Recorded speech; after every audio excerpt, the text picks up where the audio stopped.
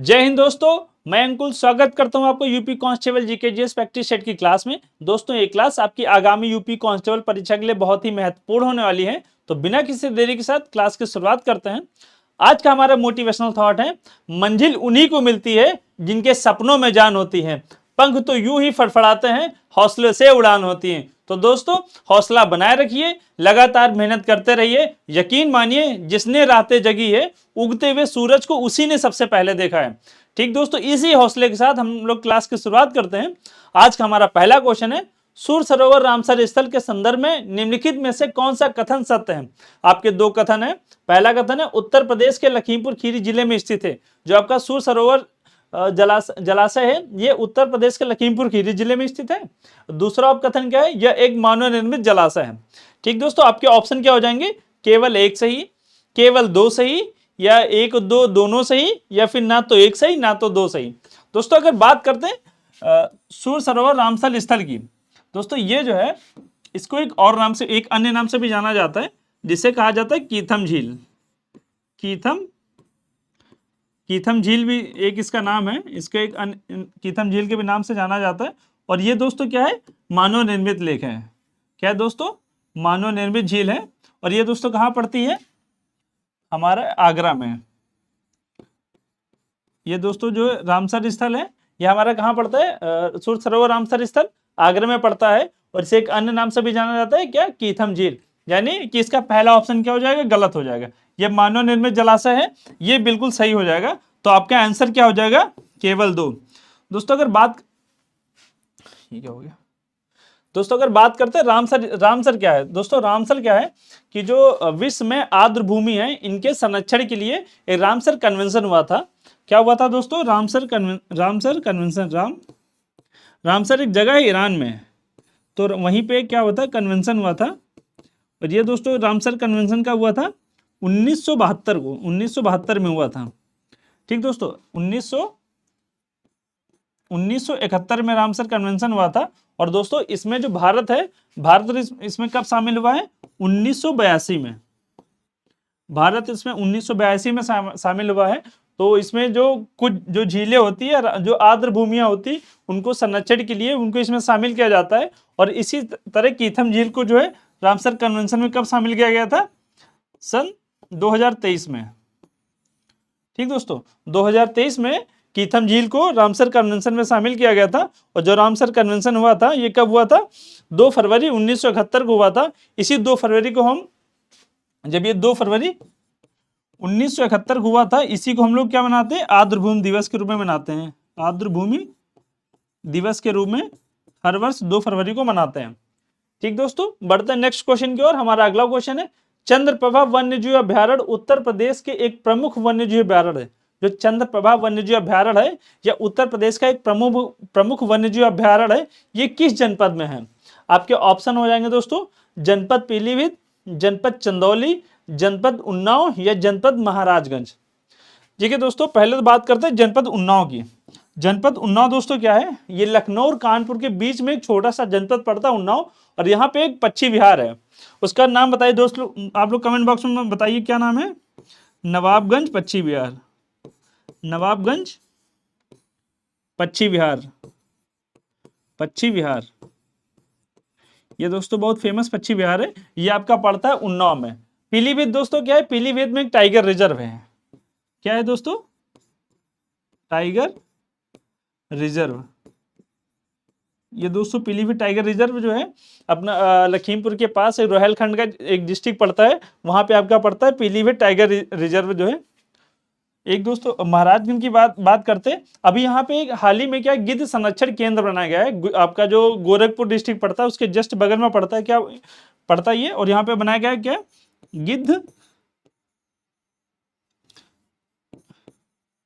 गिद्ध संरक्षण केंद्र। ये दोस्तों गिद्ध संरक्षण केंद्र का निर्माण कहाँ किया गया है, महाराजगंज डिस्ट्रिक्ट में किया गया है। तो आपका ऑप्शन क्या हो जाएगा, चंदौली।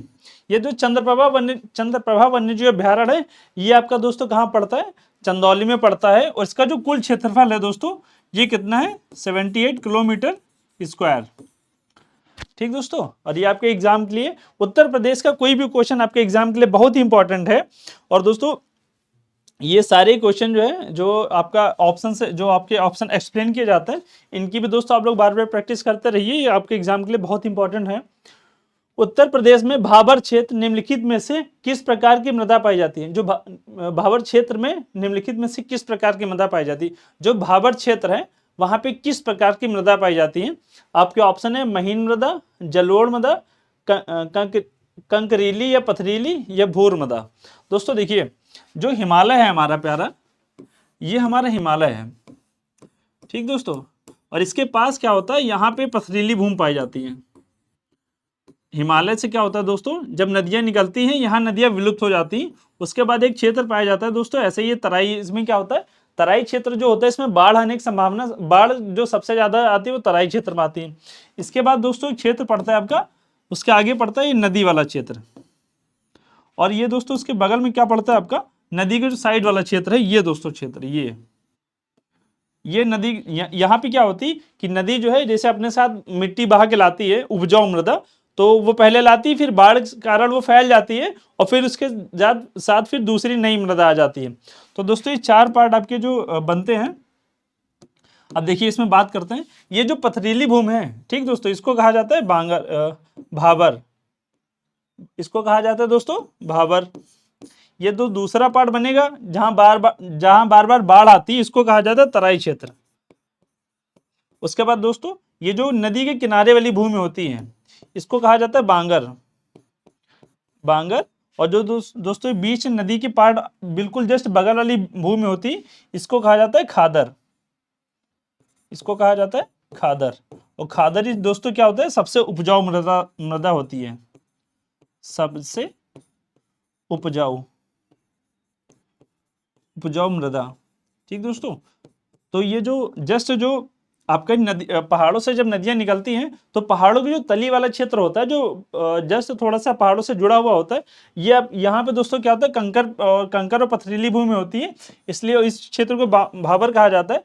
तो भाबर किस प्रकार की मृदा पाई जाती है, कंकरीली या पथरीली मृदा जो है भाबर के आसपास पाई जाती है। और दोस्तों जो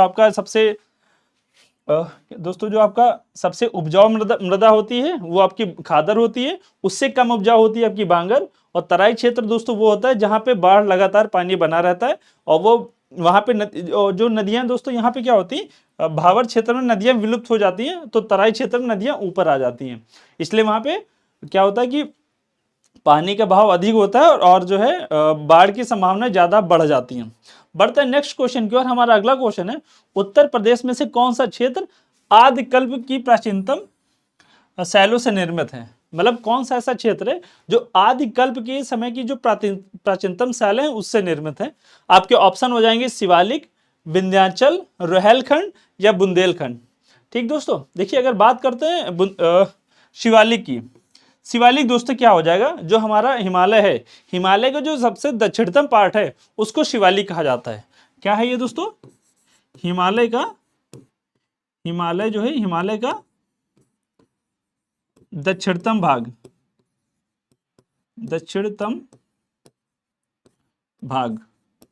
ठीक दोस्तों, जो हिमालय का दक्षिणतम भाग है इसे क्या कहा जाता है, शिवालिक कहा जाता है। विंध्याचल क्या होता है दोस्तों, जो मध्य प्रदेश की जो श्रेणी है विंध्य श्रेणी, तो विंध्य श्रेणी का भाग जो है उसको विंध्याचल कहा जाता है।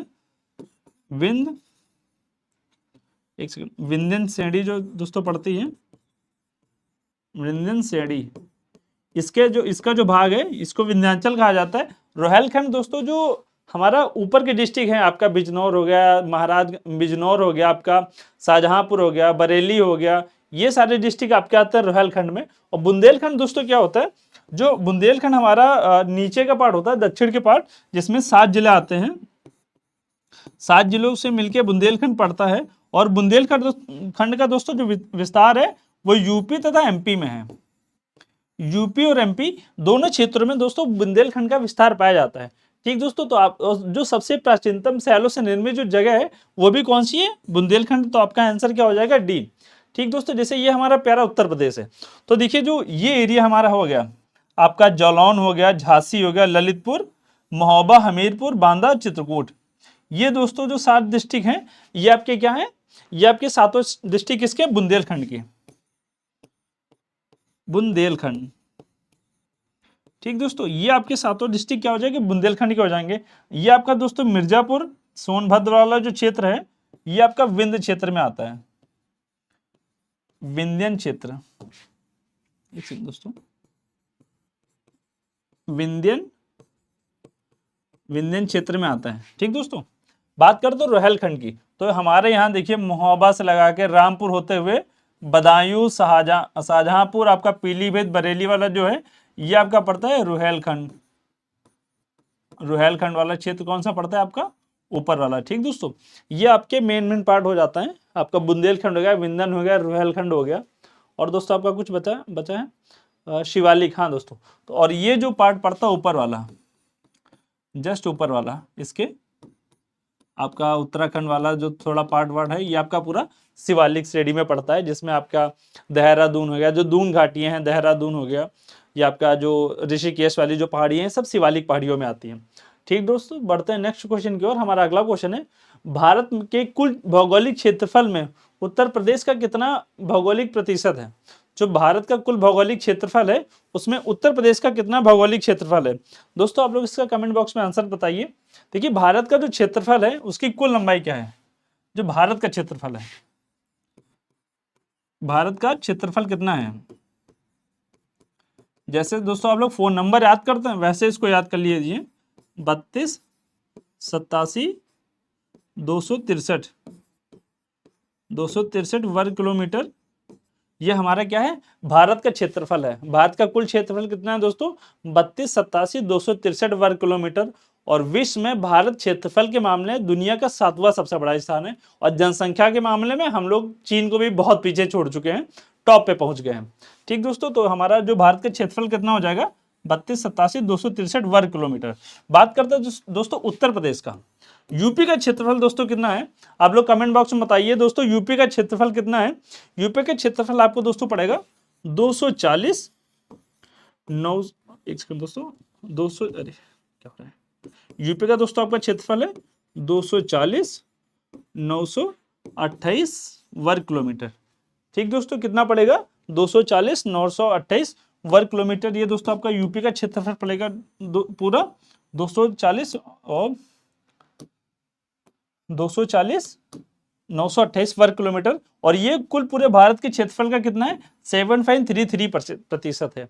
जो भारत के कुल क्षेत्रफल का है ये 7.33% है। अगर बात करते हैं यूपी की जनसंख्या घनत्व, यूपी का जनसंख्या घनत्व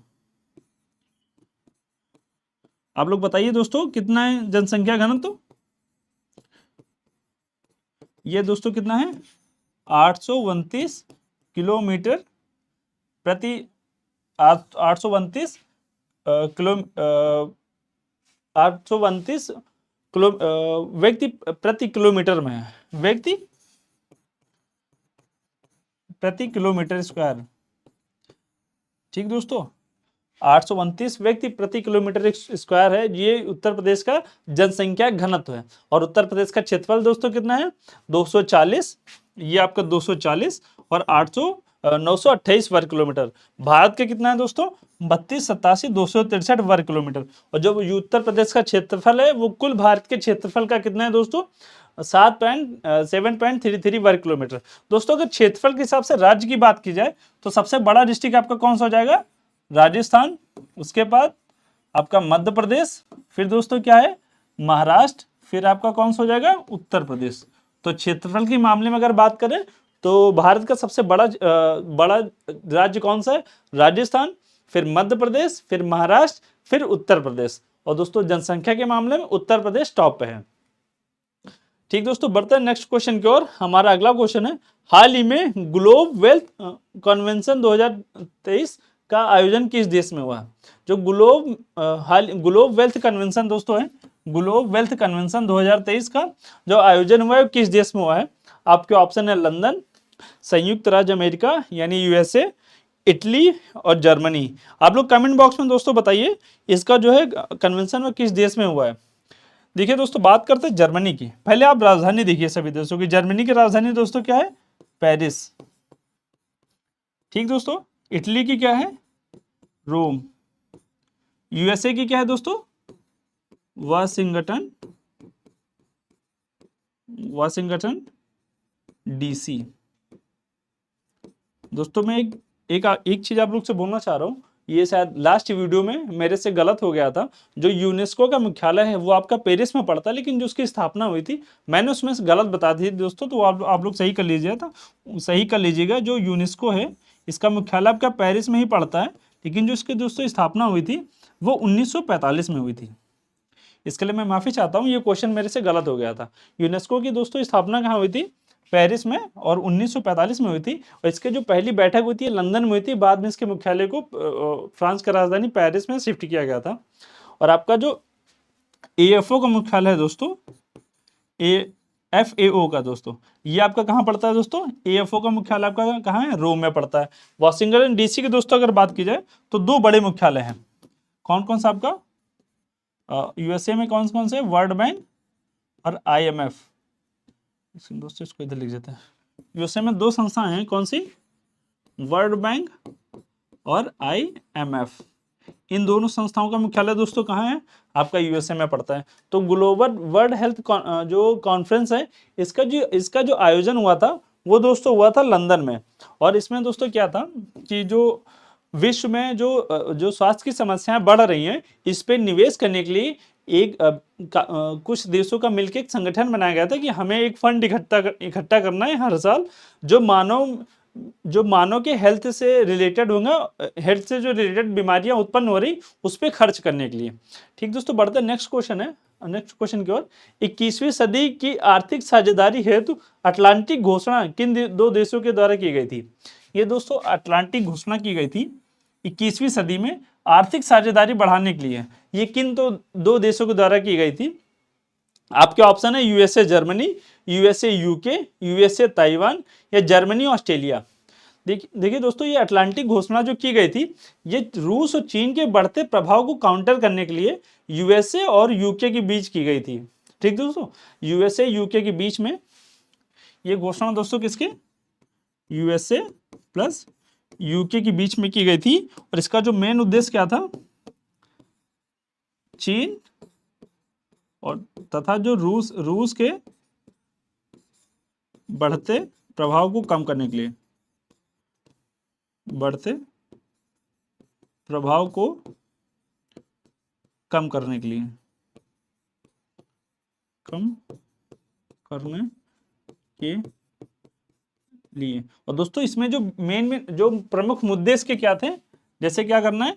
आईटी सेक्टर में जो निवेश करना है, आपका जो है सेना में निवेश करना है, नवाचार लाना है, और रक्षा हथियार जो रक्षा समझौते इसके अंदर किए गए थे।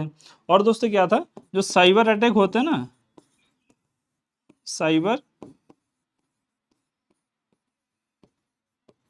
हमले को लेके जो है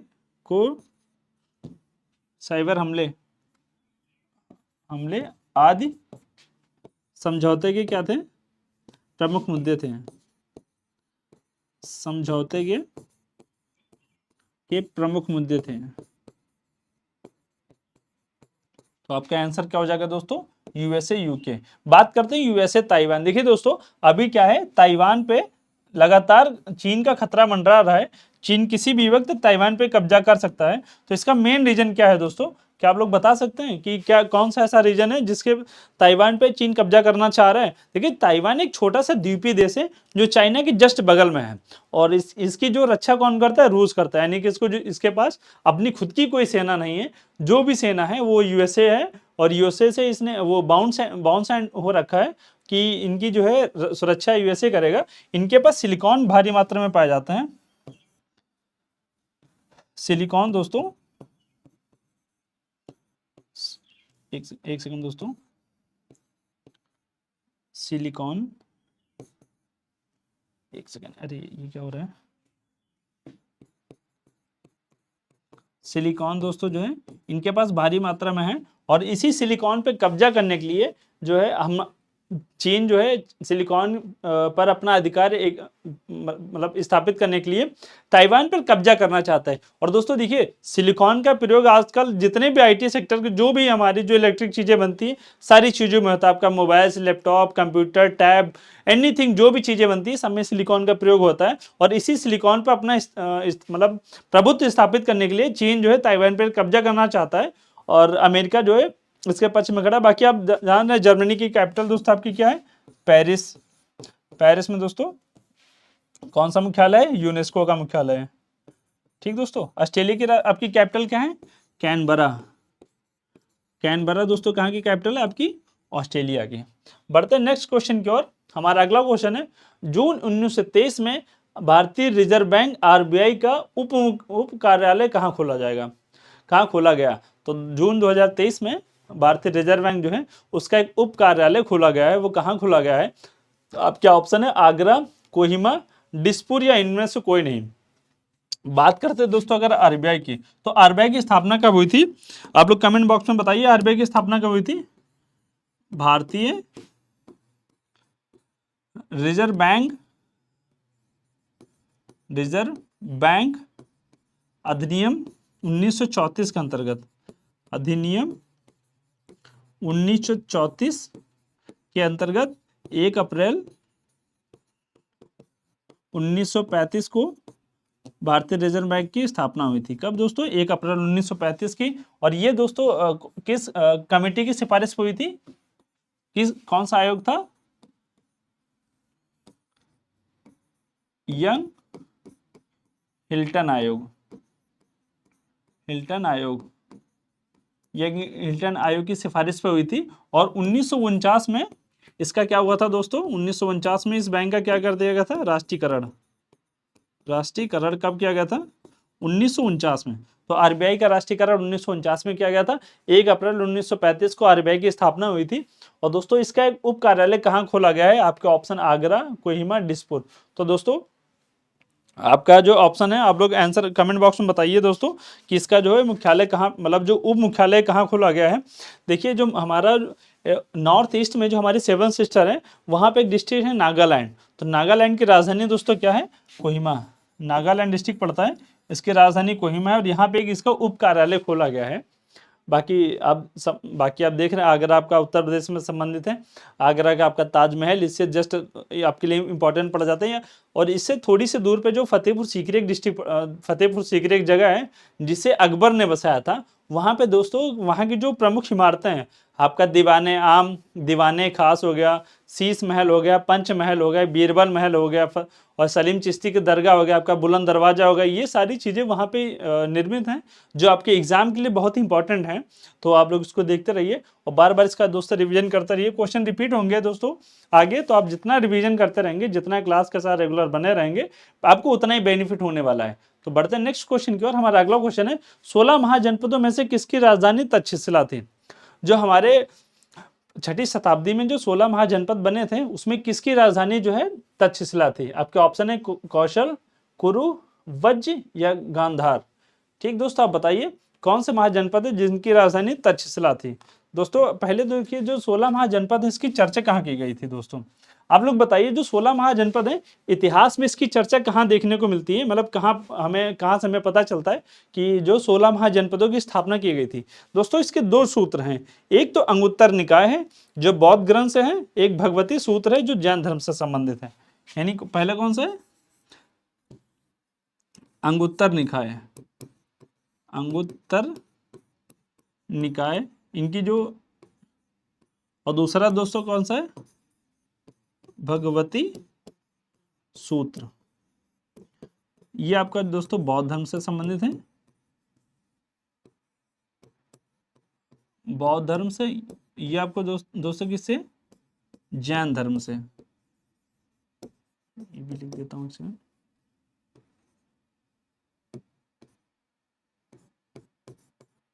बौद्ध, ये दोस्तों जो अंगुत्तर निकाय बौद्ध धर्म से, और ये दोस्तों आपका जैन धर्म से संबंधित है। दोनों में आपके जो है दोनों से हमें जो है 16 महाजनपदों की चर्चा मिलती है कि जो है स्थापित है। और इसमें जो 16 महाजनपदों में से 8 महाजनपद जो आपके उत्तर प्रदेश में स्थापित थे, जो आज का हमारा वो उत्तर प्रदेश है, इसी क्षेत्र में 8 महाजनपद स्थापित थे। वो 8 महाजनपद, उनकी राजधानी आपके एग्जाम के लिए बहुत इंपॉर्टेंट हो जाती है, और राजधानी आपको 16 महाजनपदों की याद करनी है। ठीक दोस्तों, तो कौशल, कुरु, वजी, गांधार आपके ऑप्शन है। तो आप लोग दोस्तों इसका आंसर दीजिए कि कौशल की राजधानी दोस्तों क्या थी। देखिए बात करते हैं, अगर कौशल जो महाजनपद था इसकी राजधानी क्या थी, श्रावस्ती। आपका श्रावस्ती कौशल की राजधानी थी। कुरु की दोस्तों क्या थी, इंद्रप्रस्थ। इंद्रप्रस्थ, ये दोस्तों जो इंद्रप्रस्थ वाला क्षेत्र है, ये जो वर्तमान में हमारा दिल्ली पड़ता है, दिल्ली एनसीआर, ये वही क्षेत्र है जिसको जो कुरुक्षेत्र, कुरु महाजनपद था वो यहीं पे फैला हुआ था। वज्र की दोस्तों राजधानी क्या थी आपकी, वज्र की दोस्तों क्या थी आपकी राजधानी, वज्र की आपकी राजधानी थी वैशाली। जो वज्र महाजनपद था इसकी राजधानी क्या थी, वैशाली। और तक्षशिला किसकी थी, गांधार की। जो गांधार हमारा डिस्ट्रिक्ट था, सॉरी गांधार जो हमारा महाजनपद था, इसकी राजधानी हमारी क्या थी, तक्षशिला। बढ़ते हैं नेक्स्ट क्वेश्चन की ओर। हमारा अगला क्वेश्चन है, गुजरात में सुदर्शन देश झील वस्तुतः एक कृत्रिम जलाशय है जो मौर्य वंश के शासक द्वारा बनवाई गई थी। तो गुजरात में कौन सा ऐसा जलाशय है जो मौर्य वंश के शासक द्वारा बनवाया गया था। दोस्तों पहले मौर्य वंश की अगर बात करते हैं, तो मौर्य वंश की स्थापना किसने की थी, चंद्रगुप्त मौर्य ने। चंद्रगुप्त मौर्य ने दोस्तों इसकी स्थापना की थी। और इनके प्रधानमंत्री कौन थे, जिन्होंने महत्वपूर्ण भूमिका निभाई थी, प्रधानमंत्री थे चाणक्य। चाणक्य दोस्तों, चाणक्य के जो इनके प्रधानमंत्री थे, ये जो नंद वंश के अंतिम शासक घनानंद थे, उनकी हत्या करके चंद्रगुप्त मौर्य ने मौर्य वंश की स्थापना की थी। इन्होंने गुजरात में एक दोस्तों जगह है गिरनार, गिरनार जगह है, गिरनार, वहां पे दोस्तों एक झील बनवाई थी जिसका क्या नाम था, सुदर्शन झील। दोस्तों क्या नाम था उसका, सुदर्शन झील। और दोस्तों इसकी स्थापना किसने की थी, चंद्रगुप्त मौर्य के समय हुई थी। दोस्तों सुदर्शन झील आपके लिए ये भी इंपॉर्टेंट है, इसमें एक नाम आता है आपका अशोक और एक नाम आपका रुद्रदामन। तो अशोक और रुद्रदामन ने भी यहाँ पे इसके पुनर्निर्माण में सहयोग किया था। किसने किसने दोस्तों किया था, जो हमारा सम्राट अशोक थे, अशोक प्लस रुद्रदामन। और ये दोस्तों जानकारी हमें कहां से मिलती है, गिरनार अभिलेख से।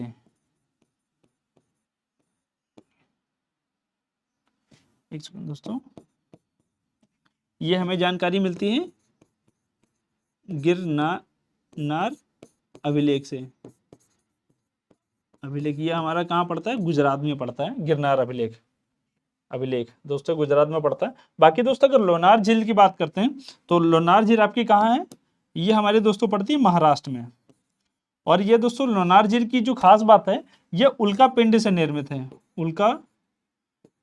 उल्का पिंड से दोस्तों, उल्का पिंड से कैसे निर्मित है, जो हम प्राचीन समय में कोई एक उल्का पिंड आया था, वो हमारी पृथ्वी से टकराया होगा, उसी से ये निर्मित है लोनार झील, जो महाराष्ट्र में पड़ती है।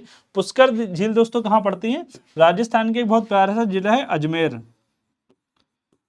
तो अजमेर में दोस्तों राजस्थान, यहाँ पे हमारी कौन सी झील पड़ती है, पुष्कर झील। और ऊंट का सबसे बड़ा मेला जो दोस्तों वो लगता है, वो भी हमारा लगता है पुष्कर में। राजस्थान की जो जगह है पुष्कर, वहां पे एशिया का सबसे बड़ा ऊंट का मेला जो है राजस्थान के अजमेर जिले में पुष्कर जगह, वहां पे लगता है, वहीं पे झील पड़ती है पुष्कर झील।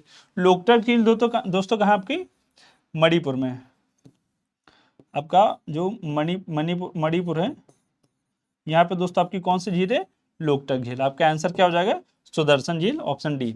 बढ़ते हैं नेक्स्ट क्वेश्चन की ओर। हमारा अगला क्वेश्चन है, पोलो या चौगान खेलते समय निम्नलिखित में से किस सुल्तान की मृत्यु हो गई थी। ये पोलो खेल जो है वो घोड़े पे बैठ के एक लंबी छड़ी के साथ बॉल से खेला जाता है, छोटे से बॉल से। तो ये पोलो खेलते समय किस जो है शासक की, सुल्तान की मृत्यु हो गई थी। आपके ऑप्शन है कुतुबुद्दीन ऐबक, बलबन, इल्तुतमिश या नसीरुद्दीन मोहम्मद। ठीक दोस्तों, देखिए अगर बात करते हैं कुतुबुद्दीन ऐबक कौन था दोस्तों, दिल्ली सल्तनत में के जो पहले सुल्तान थे कुतुबुद्दीन ऐबक थे, जिसने ऐबक वंश की स्थापना की थी। और ये स्थापना कब की थी दोस्तों, 1206 में। और ये कब तक 1210 तक इन्होंने जो है शासन किया था। इनके बाद सुल्तान कौन बने थे आपके? इल्तुतमिश। ये 1211 से 1236 तक। और 1236 के बाद इनकी जो बेटी थी रजिया सुल्तान, वो शासिका बनती है। और इतिहास में पहली मुस्लिम महिला शासिका कौन थी? रजिया सुल्तान। वो कौन थी? इल्तुतमिश की बेटी थी। अगर बात नसरुद्दीन मोहम्मद शाह की करते हैं, मोहम्मद की, तो इनका कार्यकाल दोस्तों कब तक रहा है? 46 से आपका 66 तक। ठीक दोस्तों, 1246 से 1266। और बलबन की अगर दोस्तों बात करते हैं तो 1266 से 1287 तक इनका जो कार्यकाल रहा है, मतलब कार्यकाल इन द सेंस कि जो जब तक इन्होंने 1266 से 1287 तक इन्होंने शासन किया है। और ये आपके सारे शासक दिल्ली सल्तनत के ऐबक वंश के शासक हैं। ठीक दोस्तों, देखिए बाकी बलबन के लिए क्वेश्चन आपका इंपॉर्टेंट हो जाता है। आपका जो सिजदा है, क्या दोस्तों? सिजदा और फोबोस, दो दोस्तों प्रथाएं जो हैं, सिजदा और फोबोस, ये दोनों प्रथाएं दोस्तों किसने स्टार्ट की थी? बलबन ने स्टार्ट की थी। और ये प्रथा दोस्तों बलबन ने कब स्टार्ट की थी? आपके 1270 के आसपास स्टार्ट की थी। और इसमें सिजदा दोस्तों क्या होता था कि जो मतलब शासक ऐसा, वो जो भी आपकी प्रजा होती थी वो राजा के सामने सर झुका के प्रणाम करती थी। और फोबोस दोस्तों क्या होता था कि राजा के चरण छूम के चरण छूम के उनका आदर किया। आदर दोस्तों कह सकते हैं कि एक प्रकार का सम्मान किया जाता था उनका। चरण सिजदा करके उनके चरण को चूमा जाता था। और दोस्तों इल्तुतमिश ने क्या किया था? जैसे जो कुतुबुद्दीन ऐबक ने दोस्तों कुतुब मीनार की स्थापना की थी, मतलब नींव रखाई थी, और उसको जो पूर्ण कराने का काम किया था वो किसने किया था? इल्तुतमिश ने किया था। तो और इल्तुतमिश ने एक व्यवस्था स्टार्ट की थी, चहलगामी। एक चहलगामी एक व्यवस्था की शुरुआत किसने की थी? इल्तुतमिश ने की थी। बात करते हैं नसीरुद्दीन की, तो ये बहुत शांत शासक था, एकदम शांत था। और अपने कार्यकाल में लड़ाई झगड़े ज्यादा नहीं किया था। और धार्मिक परंपरा पे विश्वास करता था। किस पे दोस्तों? ये शांत और धार्मिक व्यक्ति था। और आपका आंसर क्या हो जाएगा? कुतुबुद्दीन ऐबक। कुतुबुद्दीन ऐबक ही ऐसा शासक था जिसकी पोलो खेलते हुए घोड़े से गिरने के कारण मृत्यु हो गई थी। इसको लाख बख्श के भी नाम से जाना जाता था। किस नाम से? लाख, एक सेकंड दोस्तों, लाख बख्श। ये इसलिए इसे क्यों कहा जाता? क्योंकि दोस्तों ये लाखों का दान करता था। लाखों का दान करने के कारण, लाखों का दान करने के कारण इसे क्या लाख बख्श कहा जाता था। बढ़ते हैं नेक्स्ट क्वेश्चन की ओर। हमारा अगला क्वेश्चन है, टीपू सुल्तान के शासन काल में उसके राज्य की मैसूर की राजधानी क्या थी? यानी जो टीपू सुल्तान था उसके शासनकाल में जो उसके राज्य की मैसूर की राजधानी क्या थी? दोस्तों मैसूर साम्राज्य में दो बड़े शासक हुए हैं, एक हैदर अली, और हैदर अली का पुत्र कौन था? टीपू सुल्तान। हैदर अली ने सबसे पहले जो है अंग्रेजों को हराया था। और उसके बाद टीपू सुल्तान के समय हुआ था। टीपू सुल्तान के समय दोस्तों मैसूर की राजधानी क्या थी? आपके ऑप्शन हो जाएंगे बेंगलुरु, मदुरई, विदर्भ या श्रीरंगपट्टनम। दोस्तों जो मदुरई पड़ता है ये वर्तमान में जो तमिलनाडु है वहां पे था। बाकी बेंगलोर, विदर्भ और श्रीरंगपट्टनम, ये सारे राज्य वर्तमान में जहाँ जो हमारा कलकत्ता है उसके आसपास पड़ते हैं। तो दोस्तों पहली बात देखिए, मैसूर की बात करते हैं तो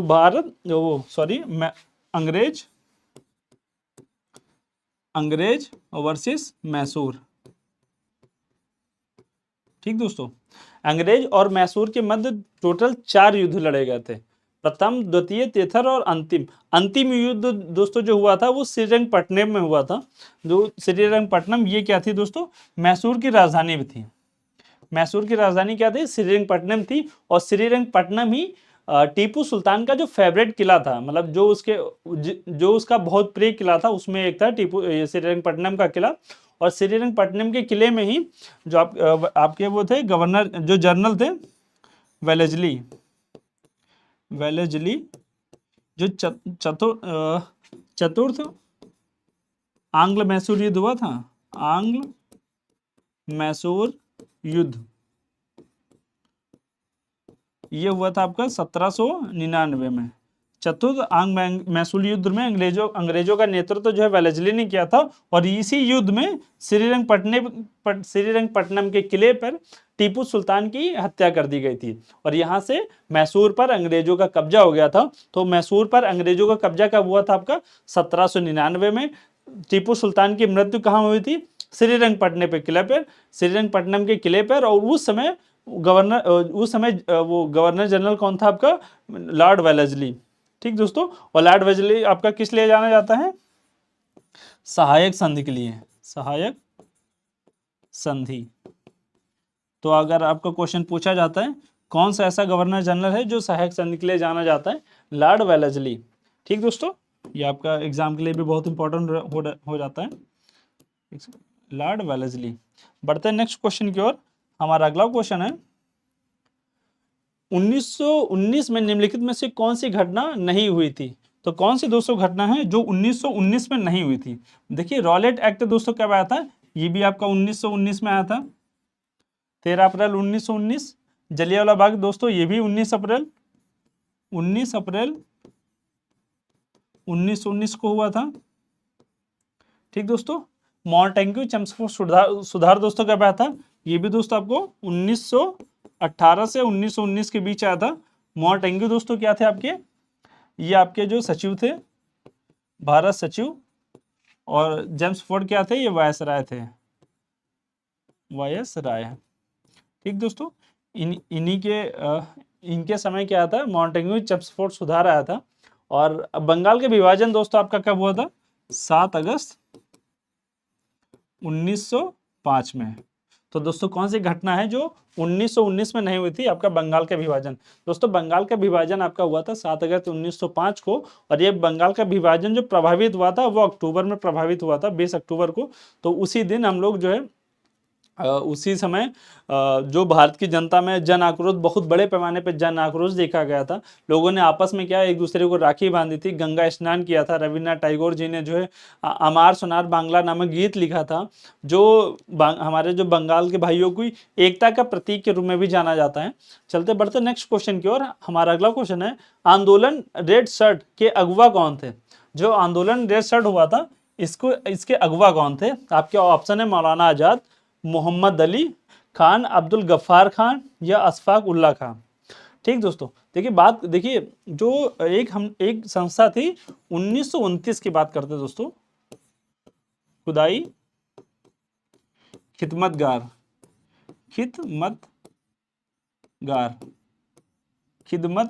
दोस्तों एक संस्था थी। तो ये संस्था दोस्तों बनाया था हमारे सीमांत गांधी के नाम से फेमस खान अब्दुल गफ्फार खान। ये किस नाम से फेमस थे दोस्तों? सीमांत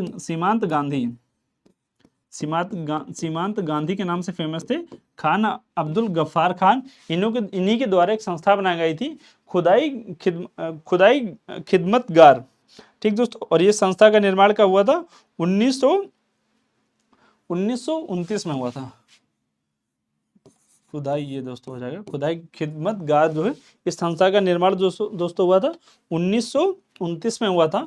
और जब 1929 में इसकी स्थापना हुई थी, और इसके जस्ट बाद 1930 में गांधी जी द्वारा, यानी कि 1930 को डेट आती है 12 मार्च 1930। इस दिन क्या हुआ था दोस्तों? एक आंदोलन स्टार्ट हुआ था। कौन सा आंदोलन? आप लोग कमेंट बॉक्स में बताइए। सविनय अवज्ञा आंदोलन। तो दोस्तों ये सविनय अवज्ञा आंदोलन आपका कब स्टार्ट हुआ था? 12 मार्च 1930 को। इसी आंदोलन में संस्था ने सहयोग किया था, खुदाई खिदमतगार ने, और इसी संस्था के लोगों ने एक रेड शर्ट पहन के आंदोलन को सहयोग किया था। और इसी रेड शर्ट आंदोलन की अगुवाई किसने की थी? खान अब्दुल गफ्फार खान ने इसकी अगुवाई की थी। इनको सीमांत गांधी के नाम से भी जाना जाता है। और इनकी जो संस्था थी कौन सी? खुदाई खिदमतगार, इनकी संस्था थी। इसकी स्थापना 1929 को हुई थी, और 12 मार्च से आंदोलन स्टार्ट हुआ था। और ये दोस्तों 6 अप्रैल 1930 को वहाँ पे साबरमती के तट पे दोस्तों ये तट पे दोस्तों पहुंचता है साबरमती नदी के तट पे, और वहां पे दोस्तों क्या होता है, नमक कानून तोड़ के सविनय अवज्ञा आंदोलन की शुरुआत की जाती है। ठीक दोस्तों। और बाकी मौलाना अब्दुल कलाम आज़ाद दोस्तों, इन्होंने 2 बार जो है दोस्तों, एक तो विशेष अधिवेशन 1923 में हुआ था दिल्ली में, एक दोस्तों आंदोलन हुआ था, एक अधिवेशन कौन सा दोस्तों 1940 के आसपास शायद है। एक दोस्तों इन्होंने जो है 2 कांग्रेस अधिवेशन की अध्यक्षता की थी। एक दोस्तों आंदोलन जो हुआ था आपका 1930 में, एक 1940 का दोस्तों जो रामगढ़ अधिवेशन था। कौन सा? रामगढ़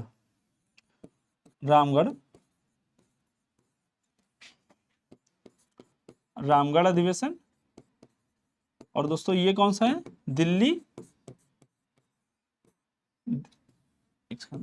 दिल्ली का दोस्तों, दिल्ली का विशेष अधिवेशन। इसकी अध्यक्षता किसने की थी? आपके मौलाना अबुल कलाम आज़ाद ने की थी। ठीक दोस्तों।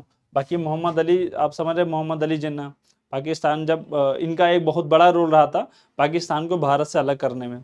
ठीक दोस्तों, बढ़ते हैं नेक्स्ट क्वेश्चन की ओर। हमारा अगला क्वेश्चन है, निम्नलिखित में से कौन सी पहाड़ी असम में स्थित है?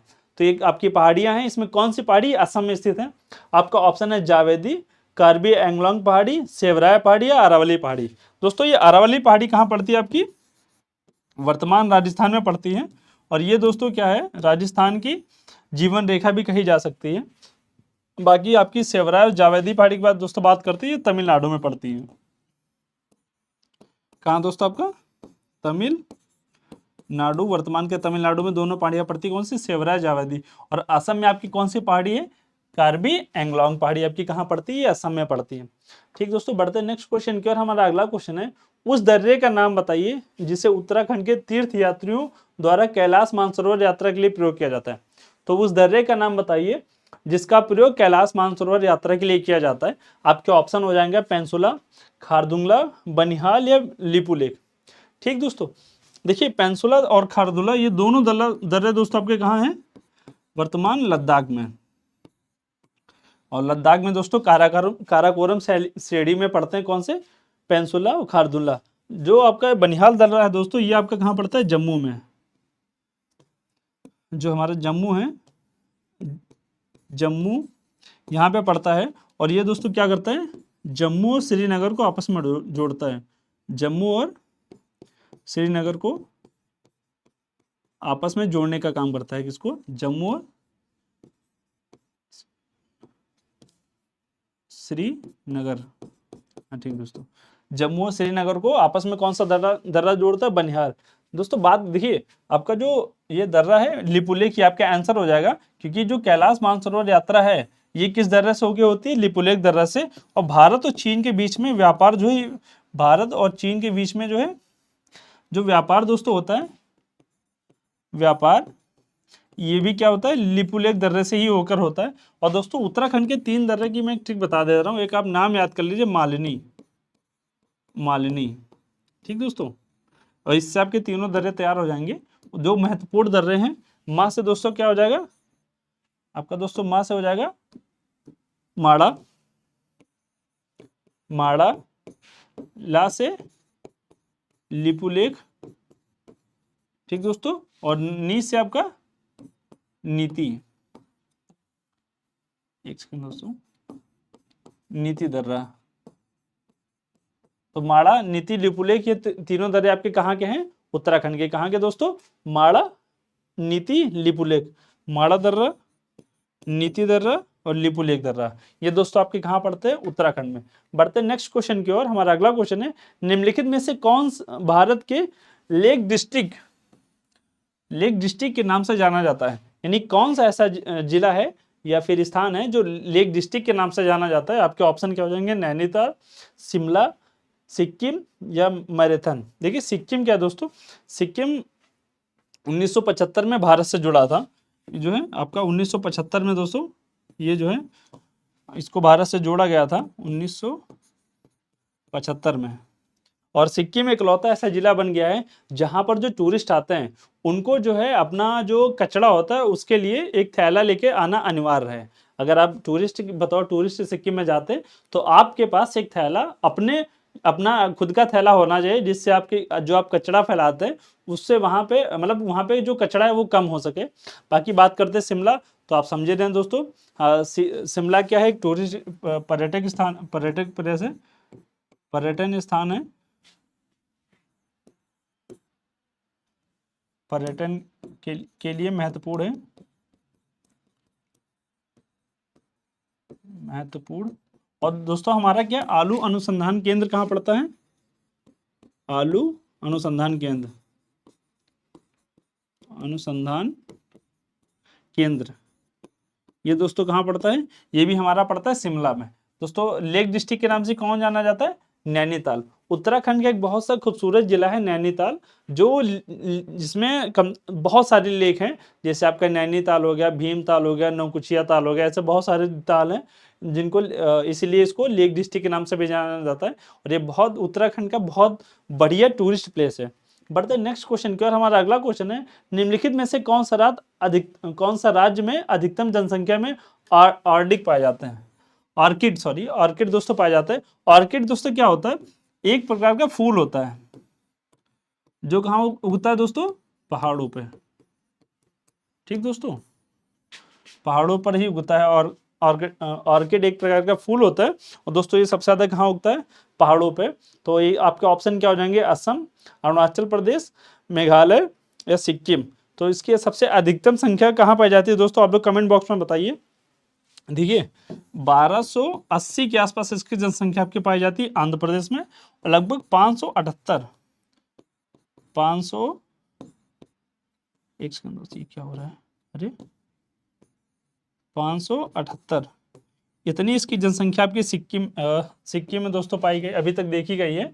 और ये आपका पहाड़ी फूल है, ये दूर इसका कलर थोड़ा चटक होता है, जो थोड़ा आयुर्वेदिक फूल भी होता है। बढ़ते नेक्स्ट क्वेश्चन की और, हमारा अगला क्वेश्चन है, वह कौन सा अधिनियम था जिसने भारत में सत्ता ब्रिटिश ईस्ट इंडिया कंपनी से ब्रिटिश क्राउन के हाथ में स्थानांतरित की थी। तो दोस्तों वो कौन सा अधिनियम था जिसने जो भारत में जो सत्ता है वो कंपनी से ब्रिटिश क्राउन के हाथ में हस्तांतरित की थी। आपके ऑप्शन है भारत सरकार अधिनियम 1933, भारत सरकार अधिनियम 1833, भारत सरकार अधिनियम 1835, भारत सरकार अधिनियम 1947 या भारत सरकार अधिनियम 1858। बात करते हैं दोस्तों भारत सरकार अधिनियम 1933 की। ये दोस्तों जो सॉरी 1833 की, 1833 दोस्तों ये इंपॉर्टेंट है। देखिए इसमें क्या क्या आया था, आपको मैं बता दे रहा हूँ। जो हमारे वहाँ सती प्रथा का अंत हुआ था राजा राम मोहन राय के समय, वो भी भारत सरकार अधिनियम 1933 के नहीं दोस्तों, इसमें कह सकते हैं कि क्या हुआ था, जो ईस्ट इंडिया कंपनी है, east India company, India company, इसका दोस्तों क्या हुआ था, एकाधिकार समाप्त कर दिया गया था, एकाधिकार, ये क्या है दोस्तों, समाप्त कर दिया गया था। बात करते हैं भारत शासन अधिनियम, भारत सरकार अधिनियम 1948 के, तो इसमें दोस्तों क्या हुआ था, भारत को स्वतंत्र, भारत एक स्वतंत्र देश घोषित हुआ, भारत को क्या स्वतंत्र देश जो है घोषित किया गया था, घोषित किया गया था।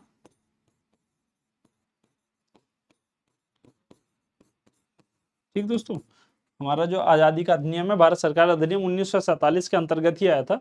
और 19 जो हमारी 1857 की क्रांति हुई थी, 1857 की क्रांति के बाद क्या हुआ था कि पूरी ब्रिटिश सरकार हिल गई थी और क्राउन के हाथ में डायरेक्ट जो है इसका जो शासन दे दिया गया था। ब्रिटिश कंपनी लगभग भारत से समाप्त कर दी गई थी पूरी तरीके से, और जो शासन का कार्य क्या कौन करता था, ब्रिटिश क्राउन के वहां से किया जाता था। और इस समय भारत का वो कौन था, वायसराय, जो भारत का गवर्नर जनरल था उसको अब नाम बदल के भारत का वायसराय कर दिया गया था। और कैनिन दोस्तों क्या था, प्रथम वायसराय था, फर्स्ट वायसराय कौन था हमारा, कैनिन जो है प्रथम वायसराय था। और इसने क्या था, इलाहाबाद से महारानी विक्टोरिया का घोषणा पत्र पढ़ा था। और 1858 से जो भारत का शासन का जो भागदौड़ थी वो क्राउन के हाथों में दी गई थी, और एक नए पद का सृजन किया गया था जिसको कहा जाता था भारत सचिव। ठीक दोस्तों, तो आपका आंसर क्या हो जाएगा, भारत सरकार अधिनियम 1948।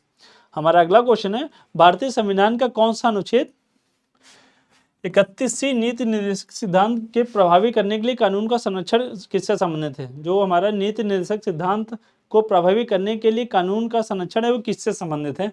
आपके ऑप्शन हो जाएगा भारतीय नागरिक के मौलिक अधिकारों से, राज्य सरकार से, केंद्र सरकार से, या राज्य के नीति निर्देशक तत्व से। दोस्तों जो मौलिक अधिकार है हमारे, मौलिक अधिकार की चर्चा किसमें है? आपका भाग 3 और अनुच्छेद दोस्तों कौन से हैं? अनुच्छेद आपके 12 से 35। और ये बात किसकी कर रहा है दोस्तों? 31C की। तो आपका आंसर क्या हो जाएगा? भारत के नागरिक अधिनियम। राज्य सरकार दोस्तों ये आपका भाग कौन सा है? ये आपका भाग 5 है। नहीं दोस्तों, एक सेकेंड, जो राज्य सरकार है ये आपका भाग 6 है। भाग दोस्तों क्या है? 6। आपका केंद्र सरकार क्या है? भाग 5। और राज्य के नीति निर्देशक तत्व दोस्तों ये आपका भाग कौन सा है? भाग 4। ये सारे क्वेश्चन आपके एग्जाम के लिए दोस्तों इंपॉर्टेंट है।